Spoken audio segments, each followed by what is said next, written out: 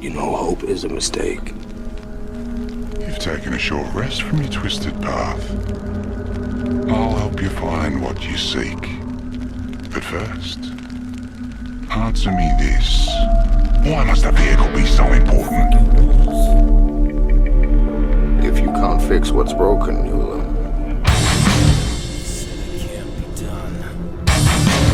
You'll go insane.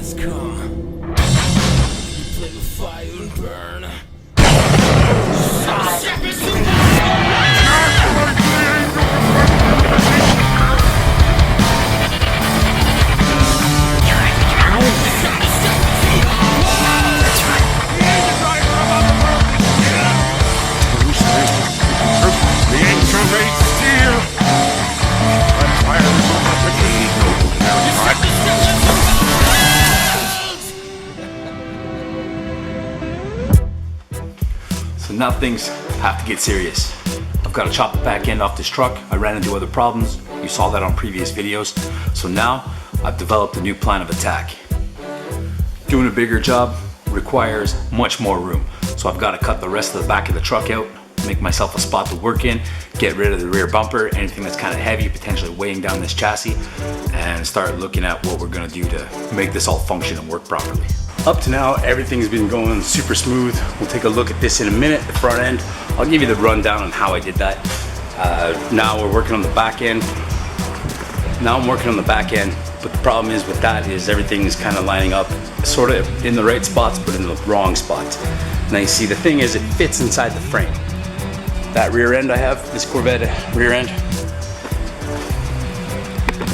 now it fits inside the frame. I got it all lined up to sit in the proper spot. The problem is the frame sticks out past the brackets of everything.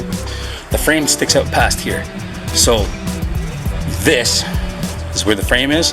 All that runs into it. On a Corvette, there's nothing there. This mounts underneath the frame on a Corvette, and it's got all this clearance. So I got to figure that out on both sides. It fits inside there,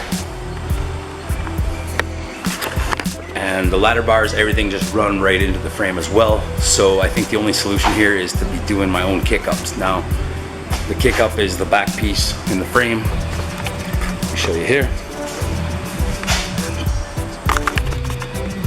Can you see that light? No, light sucks. Light sucks.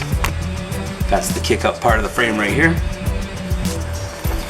I'm gonna have to rebuild those and make the best of it. So now the plan to make this all work is to make my own pieces of frame. I'm making some kick-ups here, those round pieces in the back. Axle's gonna sit in there. Now I've measured everything about 5-6 times, so it should be completely wrong. I don't know. So I'm just gonna get to work, cut these out, cut 4 of those, and then make the plates for the top and bottom, square them off, make little boxes, and then we will have a frame. Whew.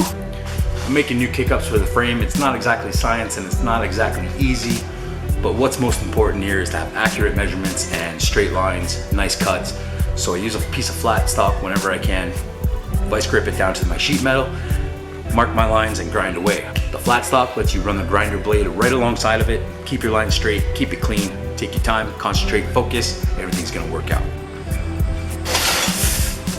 Now I'm making a back section for the frame, so all my measurements have to be spot on. They all have to be grinded out properly. That's got to be the same sizes, both sides, same dimensions, so that everything can be boxed off, squared off, and all the measurements are equal across the board. You want it straight, you want it square, you want it level and equal and solid. Once the first piece is done, it's cut out, it's measured to spec and everything, it gives me a good idea of where I'm gonna go. Now I'm gonna have to build 4 of these pieces, one for each side, left and right, but also the left and right side of the left and right side, accompanied by some plates, tops, bottoms, and to make it squared off and structurally sound, it's gotta be all lined up good, good measurements. All right, so I went through and I cut all these pieces I needed. These are the kick-ups. That's gonna have all my strength for the frame.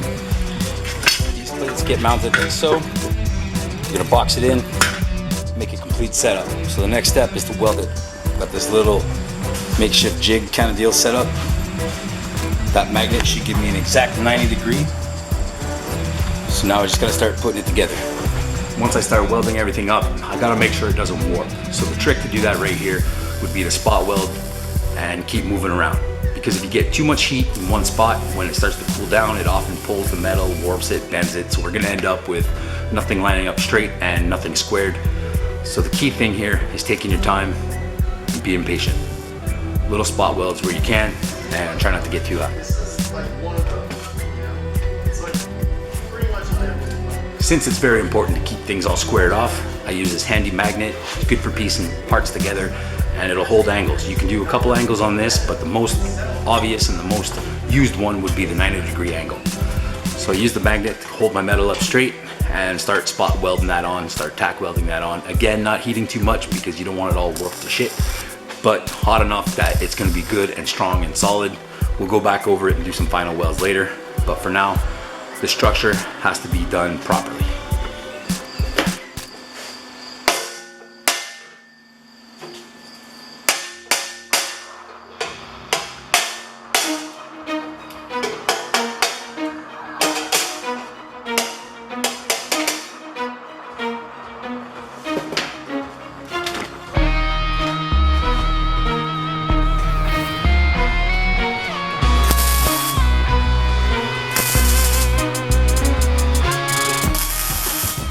Going against my own advice, sort of, not really, didn't kind of work out, but nothing ever works out perfectly, so you're gonna have to learn how to deal with it.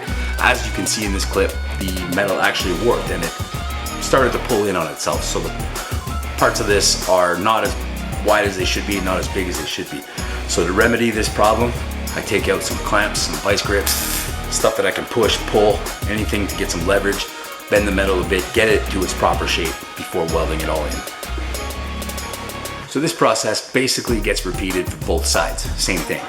You want to make two identical pieces because it is part of your frame and the frame has to match up on both sides. So doing everything at the same time, both kick ups and everything lined up great. I just had to do a little couple modifications, and in the end, it turned out the exact shape that I needed, the exact shape that I wanted, and as far as I know, it's going to be strong enough.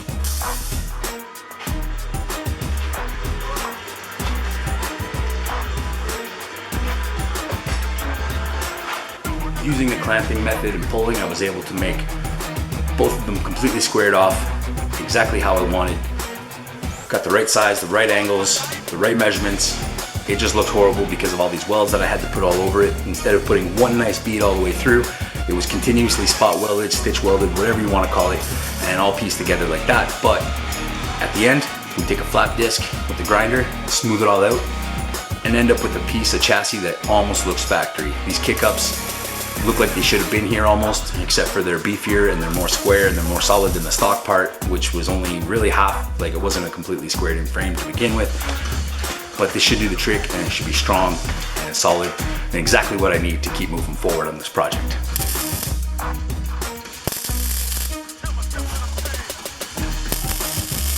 You guys saw me putting together the frame rails. I put everything together, I welded it nice and tight, grinded all of my welds down with the flat disc, and then that way it looks like a piece of frame. Check it out.